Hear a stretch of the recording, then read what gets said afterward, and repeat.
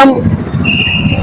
ఈరోజు చూస్తున్నాము కేంద్రంలో బీజేపీ రాక్షస పాలన కొనసాగుతుంది.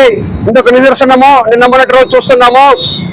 ఇటీవల నీట్ పరీక్ష లీకేజీ వల్ల వేలాది మంది విద్యార్థులు వాళ్ళ యొక్క జీవితాల్లో అగమ్య గోచరంగా తయారైంది.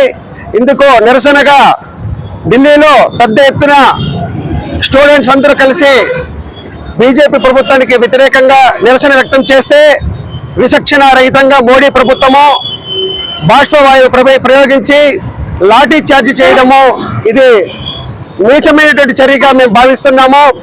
దీనిని కాంగ్రెస్ పార్టీ తీవ్రంగా ఖండిస్తూ మా నేత రాహుల్ గాంధీ గారు ప్రధానమంత్రి గారి నివాసం ముందు నిరసన చేయగా వారిని కూడా అతి కిరాతంగా బలవంతంగా పోలీసులు తీసుకెళ్లడము ఇది చాలా దౌర్భాగ్యమైన స్థితిగా మేము భావిస్తున్నాము.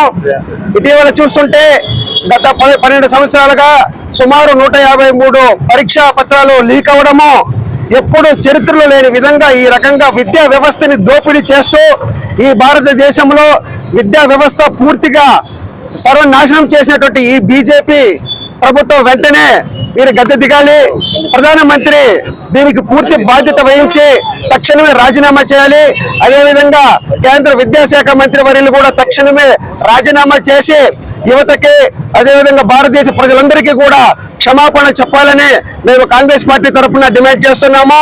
ఇది ఇలానే కొనసాగితే రాబోయే రోజుల్లో కూడా కాంగ్రెస్ పార్టీ తరఫున పెద్ద ఎత్తున నిరసన కార్యక్రమాలు, ధర్నాలు, రాస్తారోకోలు కూడా మేము వెనకాడమని కాంగ్రెస్ పార్టీ తరఫున ఈ నరేంద్ర మోడీ గారిని హెచ్చరిస్తున్నాము.